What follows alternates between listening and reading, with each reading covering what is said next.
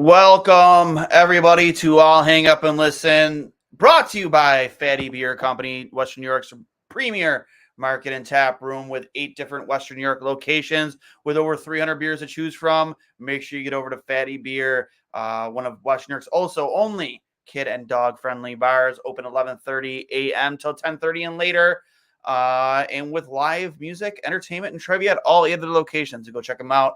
And obviously, Buffalo logo apparel, Buffalo's best spot for all of your Buffalo sports apparel needs when it comes to the Sabres, the Bisons, the Bills, the Bandits. They have it all from your shirts, your hats, your hoodies. Make sure you get over to at Buffalo Logo Co. on Instagram and Twitter. And, of course, at Fatty Beer on Instagram and Twitter as well. Again, Sabres dropped this one 1-0. Against a very, very good, if not the best team in the NHL right now, the Vancouver Canucks. They have everything firing from all aspects of the game. Their goaltending, their defense, their power play, their penalty kill, their offense. Just Pettersson is just having a unbelievable season. Quinn Hughes is doing Quinn Hughes things. He's always in the conversation. He's always going to be in the conversation for the Norris Trophy.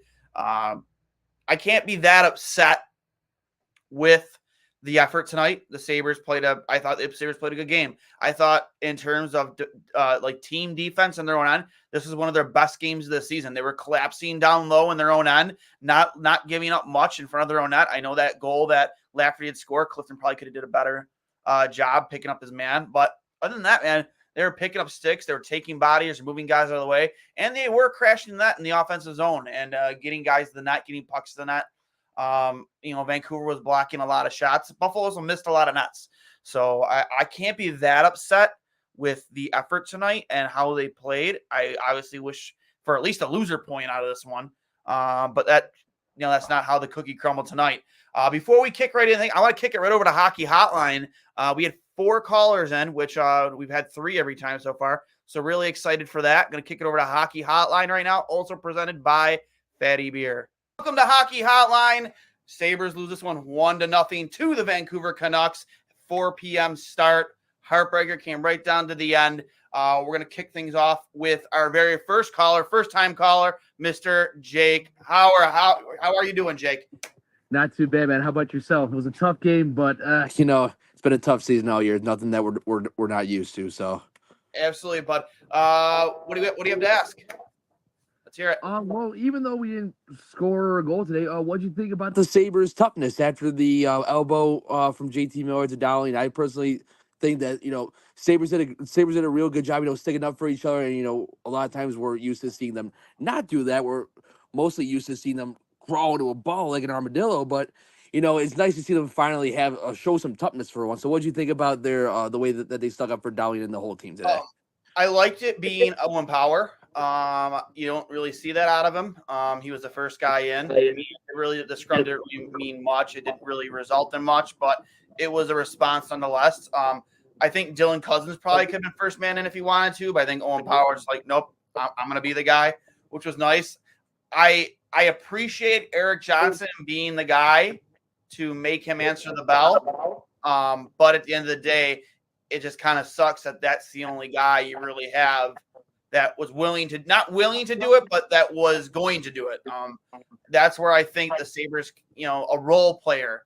I've been saying this for a while. Sabres need you don't need tough guys. I would say tough. You don't need enforcers. You need guys who. But we need grit. We need some attitude. Like that, like a Nick Delorier. Maybe not like a Nick Delorier, maybe like a Keegan Colasar, Daniel Sprong. Guys who can go out there and drop the gloves when need be. I know you see guys like Brady Tkachuk and Matthew Tkachuk do that all the time. You don't need guys like your high-end talent, your elite players doing that. But I would like to see a third liner who can go out there, pop in 15 to 20 goals for you, but also is willing to rack up some penalty minutes in situations like that where you need a response. Thanks for the call, Jake, man. I really, really appreciate it. We're going to kick things over here to returning caller, Chris Durr. Chris, thanks for calling in again, bud. I appreciate it. Thanks, man. Can you hear me? I can hear you just fine, bud. All right, now question for you, Duane. The goal by Lafferty, do you think that Buffalo should have looked into that a little more?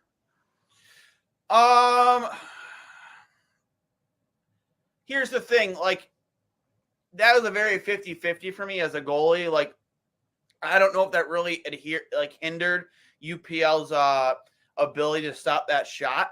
I think that's going in regardless. He was well screened even before then. I think if you would have challenged it, probably could have went either way.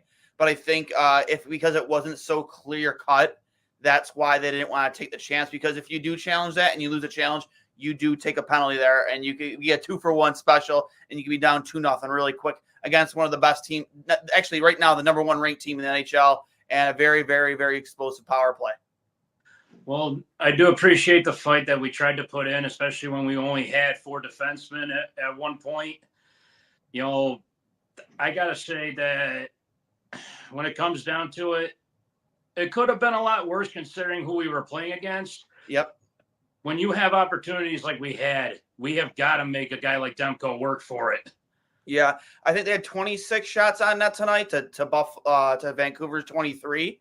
Yeah. I think we had a lot of good chances. I would like, and we got bodies in the net. We just weren't finding those loose pucks. So Thatcher Demko is one of the best in the world, especially right now. That was his 4th shutout of the year. Now UPL knows what it was like to be Hasek for years, you know. So, hey, Chris, as always, man, thanks for the call, bud. Appreciate you. We're going to kick things over now to Joshua Dinelli. Josh, first-time caller. Thanks, man, for hopping in. Let's hear your thoughts on tonight's game. Duane, brother, first time, long time. First off, I hope you and everybody are well. Stay safe in the storm. I know my Dolphin fan friends think that we're nuts, but whatever. But sticking to hockey, which is why we're here. First and foremost, I mean, yeah, Demko looked pretty good. We didn't test him too hard, but I think Casey Middlestad will be having nightmares for that guy for years to come. Yeah. Secondly, I heard the Leafs GM was in the house. I heard a rumor about that. I don't know who they might be looking at on either team.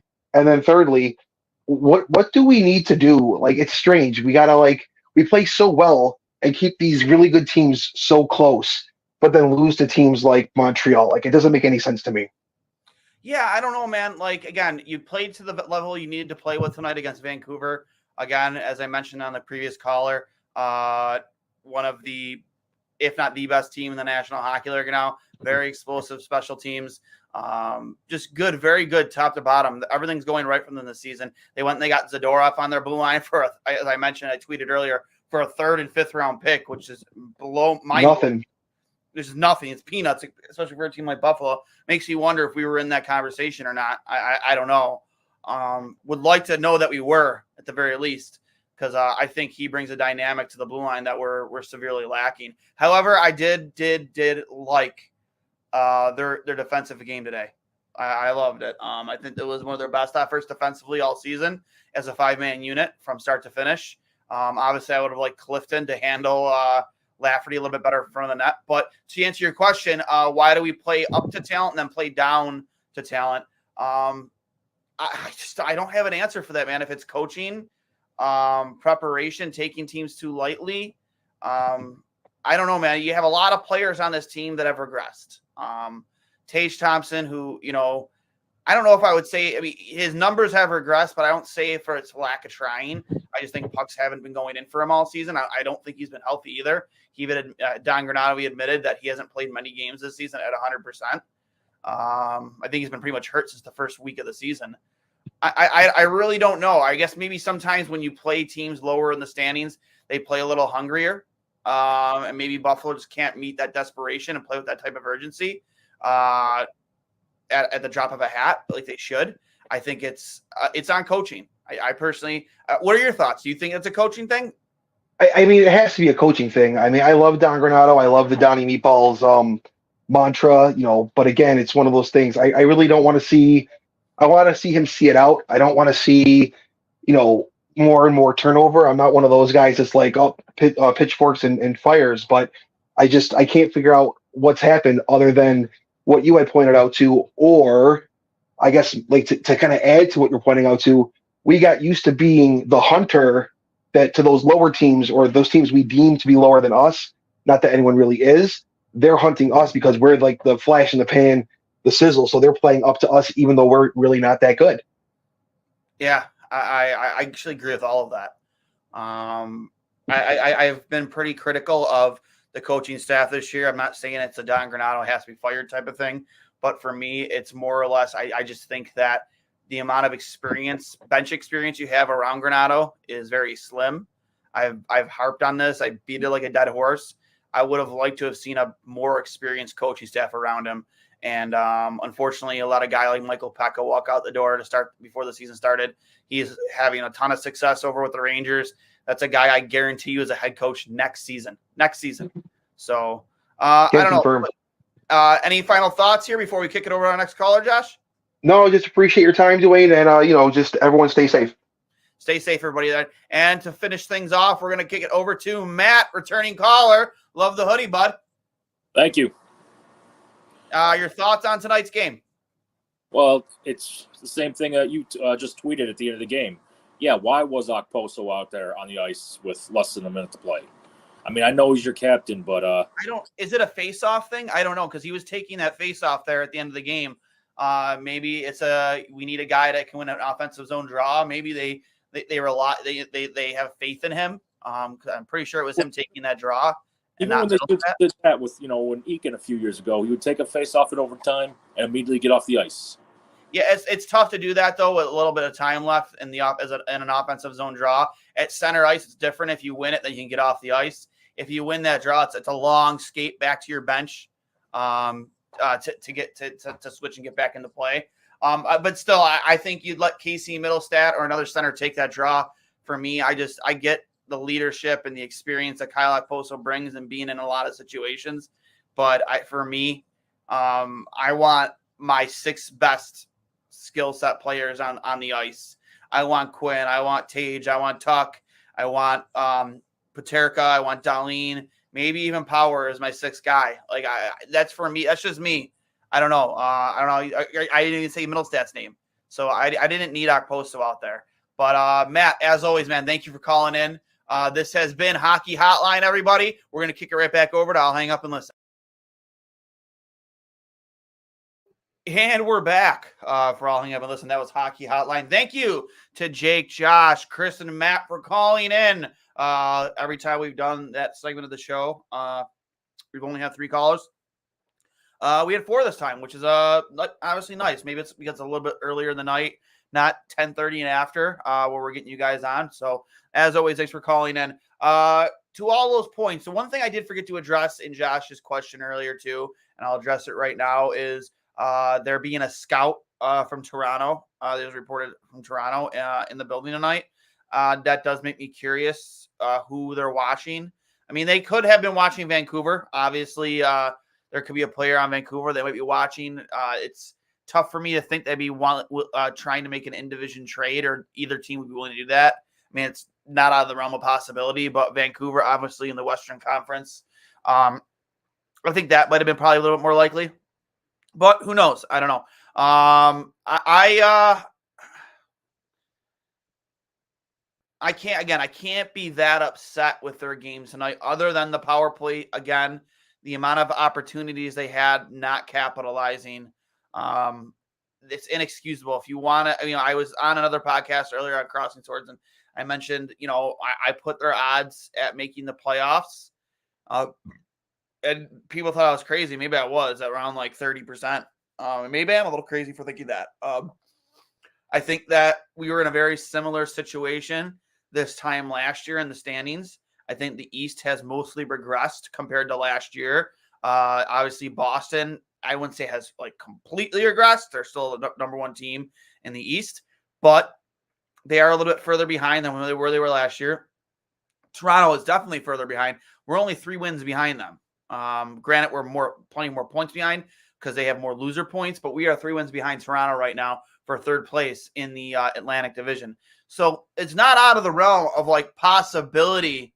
I don't know. I think that you need to start stacking wins. You can't win 1, lose 1, win 1, lose 2, win 2, lose 3. You have to start stacking wins. They are now 3 and They were 3-1 in the new year. Now they're 3-2. They need to get that power play going. They need Dylan Cousins to get going. They need Tage Thompson to get to his form last year. That's going to be very tough, though, because he's not healthy. You can tell he's not healthy. He was questionable to even play today, per Granato yesterday, with the injury from the previous game. So I don't know. I don't think Tage Thompson has played more than a small handful of games this season at 100%. So I got a few comments here in the peanut gallery from Robert Seagrave. Sabres have less than a 10% chance to make the playoffs. Hey. The Bills' chances of winning division were probably right around the same. They stormed back and came back and won the AFC East. So nothing's impossible, especially when you're as cautiously optimistic as me. From Pablo Barosa, the shooters seem rattled. They buried so many pucks into Demko's jersey today. Paterka, for example, had a great one-time chance in the third, but put it into Demko's chest. Yeah, I mean, that was a great chance, too. From a little further out, more than I would have liked, but they did put – I don't want to say they made it easy for Demko tonight because obviously he made a couple pretty big saves, especially the one on the one-time opportunity for Casey where I think took a little bit too long. He was trying to roof it. I think you just need to snap that right away. And Demko gets over and makes a huge glove save. But with that being said, in terms of how difficult they made it for Thatcher Demko tonight, a lot of pucks right into his chest and in the pads.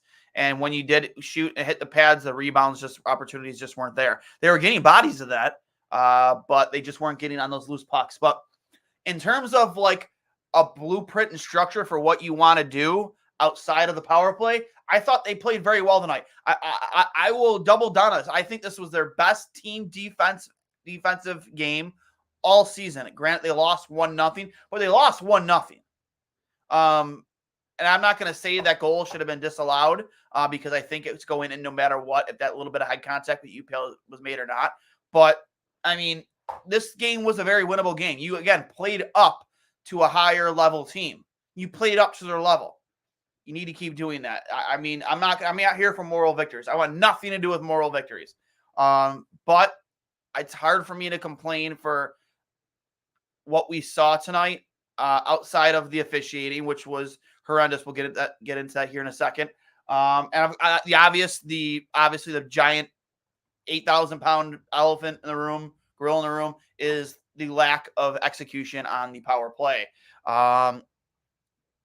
Also from Pablo, been without power since 12:30. Not supposed to get it until 3 p.m. tomorrow. Well, Pablo, I don't know how you're keeping your obviously mobile devices charged, but I'll try and kick out as much entertaining content here as long as I possibly can. Or I suggest go checking out any of our interviews on Two Goalies, One Mic to keep your mind occupied, for sure. So I would suggest the Clint Malarchuk, Owen Power, or Devin Levi episodes from Two Goalies, One Mic available on Apple Podcasts, Spotify, and YouTube.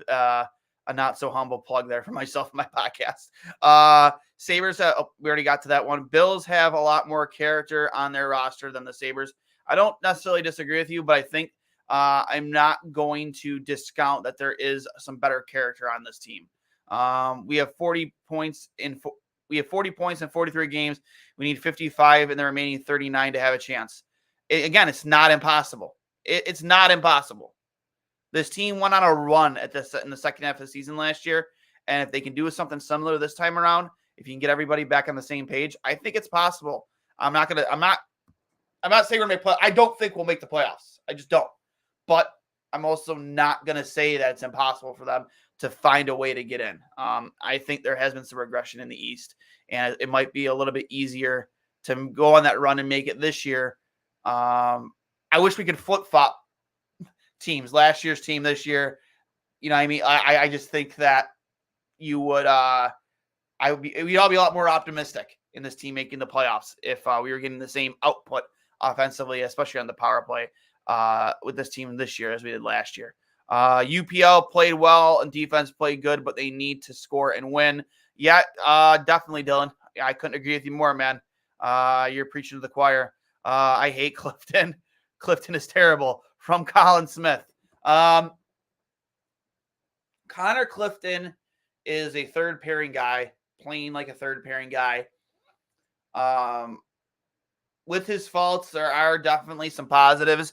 Like, I was looking for him to be the guy to go after JT Miller instead of it being Eric Johnson. I think Eric Johnson just got to him first. Connor Clifton is one of the heavier guys in the team in terms of the way he plays. He's not afraid to fight. He's not afraid to hit. He's not afraid to be physical. We had on Billy Jaffe from Nesson Sports earlier this year, right after they signed Clifton in free agency. We talked a lot about him. And I think what we're seeing here is what he called Cliffy hockey. I just don't think we're getting the potential in this lineup that we saw when he was with Boston. Because there were a lot of Bruins fans that were upset to see him go, at the time at least.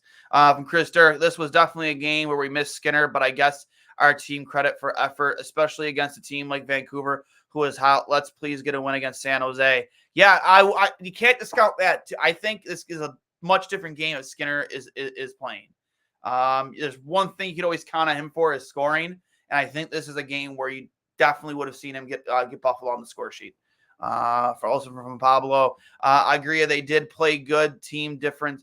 I'm assuming he meant defense. Say normally all 5 of them puck watch in the D zone and they lose track of opposition players. Today they kept their heads in the D zone and helped UPL. Yeah, like I said, UPL had a couple of decent saves, but for the most part they made it easy for them. Just like Vancouver made it tried to make it easy for Thatcher Demko. Split up the kid line, top 6 lines. What a joke. Paterka, Quinn, and Cousins all struggling, lack self-confidence, too much doubt, mix match players need to reset, spark another loss, moral victory. Yeah, I don't disagree with splitting up that line. I liked the way Benson looked with Paterka while Quinn was out. I think they should try and go back to that because I think Quinn could really kind of slot in on any line and succeed. Or maybe you make it Casey centering those two. I don't know what you do there. Maybe you give Cousins a look with 2 other wingers. I don't know. Maybe it's Benson. Maybe it's Benson, Cousins, and whoever it is filling in that slot. And I'd love to see us maybe make a call to a guy named Yuri Kulik out of the AHL. But, who do I know? Vancouver isn't that good. They'll fade. Sabres are garbage. Stop making excuses for a sub 500. I'm not making excuses, Robert. I think that Vancouver is a very good hockey team. I think they were built the correct way in terms of the draft. Just haven't gotten the results that they would have liked the past couple of years. I think Thatcher Demko is a very, very good goalie. And they've built a pretty good blue line there in Vancouver. Signing Zadorov or trading for Zadorov for peanuts was a good move for them. He plays a physical style, doesn't give up much in front of his own net. So I give credit where credit is due. I think Vancouver is a fantastic hockey team. Power play lacks any motion, movement. Second power play unit turns over the puck. Power miss, top grade, high danger. Numerous chances, poor accuracy, too much indecision. I will agree with that on Owen Power for sure. There were a couple times tonight where he held on to the puck way too long. Shoot the puck, Owen. Shoot the puck. Coming off what I thought was your best game of the season earlier this week against the Ottawa Senators. We need you shooting that puck more, man. Need you shooting. Already saw that one. Sabres are 1-2 on the homestand when you need to be 3-0. Yeah, I don't get it, man. They just don't play well at home for whatever reason. Even last year, they did not play well at home. I don't know. From Kevin, should have had a few better hits in the game. Pretty bad when your goalie needs a shutout to win the game. Again, I don't disagree with you. We need Victor Olofsson to score, with Skinner out and Tage hurt. Vic is the only guy on the team who can beat any goalie in the NHL cleanly. They have missed his heads. They have messed his head up though. What a waste of. I'm assuming the next word there would have been talent. Why did we break up Girgensons, Robinsons, and Krebs? They played great against Ottawa, but no slow Okposo needs to play there. I agree.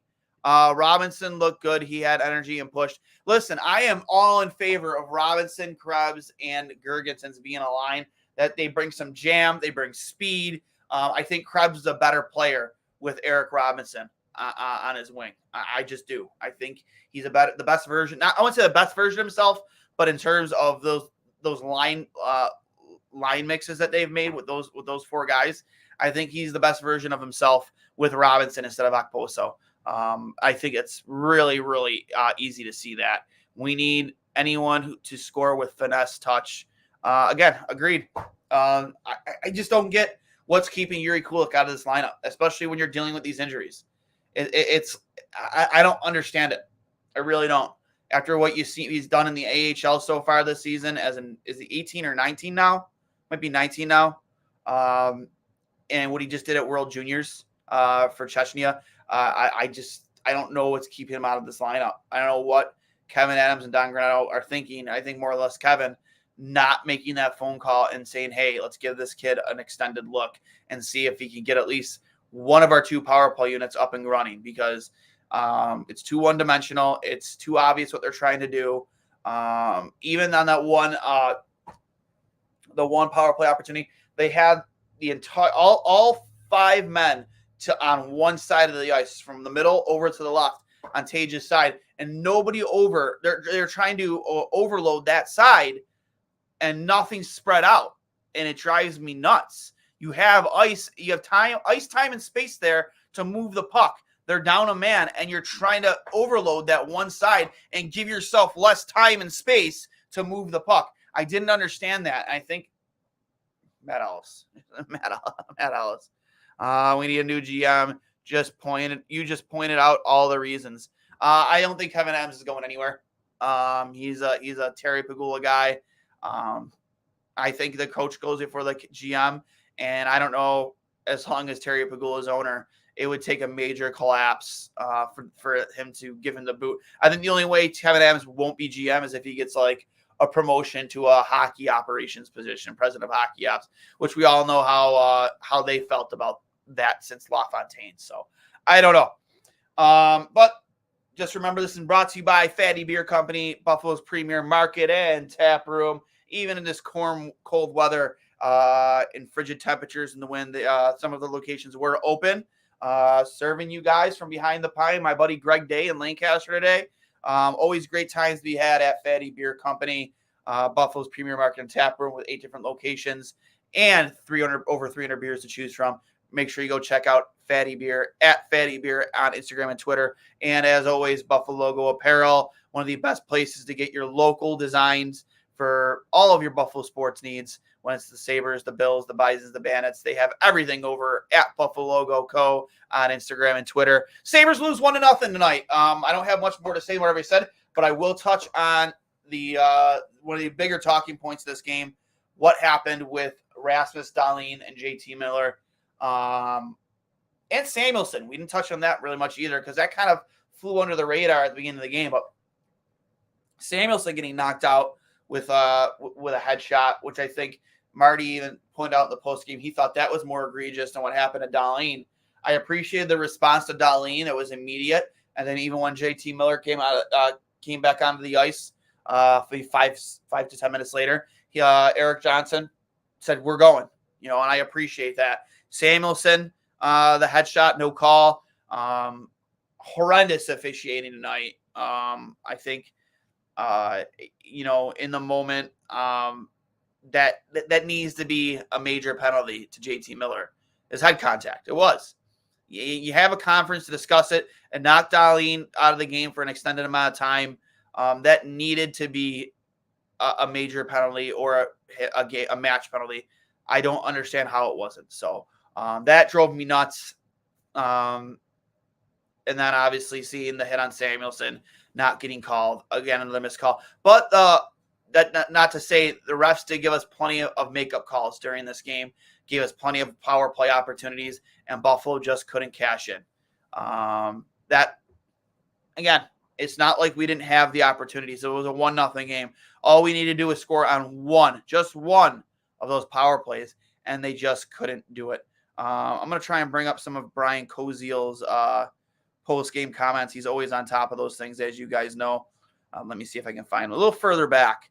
But Brian Koziel with the post-game comments. Here we go. Granato, it's not nice having two guys in concussion protocol for getting hit in the head and getting no power play out of it. It's frustrating. I totally agree. Granato says he likes how the guys stepped up after the high head hits to defend their teammates, including Gergensen's taking some shifts on defense. Yeah, I guess Gergens played defense tonight because they were down to 3 D-men when Eric Johnson took that fighting major, which, again, you hate to see one of your defensemen, when you're already down 2 defensemen at the time, have to be the guy to answer that bell. But unfortunately, that's what the Buffalo lacks in their forward groups, is a guy that can answer that bell. I mean, it has been Cousins in the past, but we saw what happened with Cousins and Hathaway earlier in the season. I think he's just trying to stay away from that. I think he could have been the guy to answer the bell. I don't think JT Miller is a guy who's going to clean his clock. I think he could have stepped up to a guy like him and really went pound for pound. But you lack a guy like that in your lineup that can answer the bell. You don't need an enforcer type player to be on your team like a Ryan Reeves, but a guy in your bottom 6 who can score 12 to 15 goals a season and rack up some penalty minutes in situations like this when you need somebody to hold another guy accountable on the opposing team. I think they need that desperately. A role player, a guy who's going to hold the other team accountable and you guys accountable, for sure. It'll resonate throughout that locker room, in my opinion. Also, from let me see this. Middlestat says they knew how dangerous the Canucks were and they felt they defended them well, but knows that they need wins right now. Yeah, you definitely do. Casey, as Josh said earlier on Hockey Hotline, is going to have nightmares about Thatcher Demko tonight because he had a lot of opportunities and just could not bury. Dahlin says the hits to the head to him and Samuelson, it's best for me not to comment on it. So obviously he's frustrated. Probably doesn't want to get fined. Dahlin on elbow by Miller, it hit my head. It's a hit to the head. It is what it is. Dahlin, we created a lot and we didn't give up a lot of chances. Yeah, I think tonight, defensively as a team, this is probably one of their best games. 100%. Just sucks that it was in a losing effort.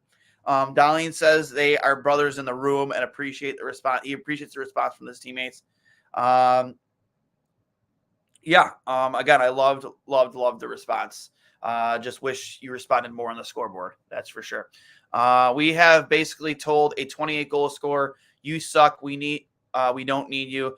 And we can't score a guy who doesn't need a screen or a tip-in. And we treated him like crap. That is an anomaly with him because, I haven't had a ton to complain about when it comes to Victor Olofsson this season. I think from his 200-foot game, it's improved a lot. I think that's probably been a focus for him in the offseason because he, probably wants to stay on the Sabres, or B, if it's not on the Sabres, he wants to play in the NHL next year. He doesn't want to start this next season still looking for a team. I don't know. I think he is. We've seen it so many times how incredible that shot is. It is kind of mind-blowing to me that Donnie hasn't found a way to put him in a better position to score with that shot. And that's a critique on the coaching. I don't understand it because we know he can score at a high clip in this league. We've seen it multiple times. I just wish that Donnie would figure it out because they need to score right now. They desperately need to score goals right now to make up ground in the standings. Even with loser points, they're not getting them. If you want to be depressed, look at Cousins' shooting percentage every season of his career. He's a 7% shooter, except in last year when he was 14. Yeah, Cousins is struggling this season. They basically got 6 minutes of power play in a row from the end of the second through the beginning of the third period. Power play just isn't good, and it hasn't been good for about 73 games now. I don't know. I didn't really think of it going into last year, too. It did struggle at the end of last season, and he needed to come through for you on multiple occasions when it mattered most last season even, and it didn't. So I just think they need a change behind that bench around Granato. They need a new look, a fresh look. Unfortunately, those moves aren't always made mid-season. So with that being said, guys, obviously the weather outside is frightful. Bills game was moved to Monday late afternoon at 4:30. supposed to be played tomorrow against the Steelers, obviously with the conditions and the expected conditions tomorrow. It has been moved, and I agree with it wholeheartedly after what we went through last year in the blizzard of 2003. I think every precaution is necessary. You don't want to run into those issues again, even though the city of Buffalo, the Bills, are receiving a lot of hate online, unrightfully so, I think, because they weren't here last year to experience what we experienced and the expectation for the weather tonight and tomorrow. Thank you, Pablo. Thanks for always hopping on. Thanks for always being here in the postgame to all of you. Be safe out there. Stay warm. Hope you got all your essentials ahead of time. If not, just buckle down and ride this one out and stay safe. So this has been another episode of I'll Hang Up and Listen, brought to you by Fatty Beer Company and Buffalo Go Apparel. Signing off. We will talk to you later on. I forget what their next game is against San Jose. But we'll talk to you later. You guys have a fantastic night, and as always, stay safe.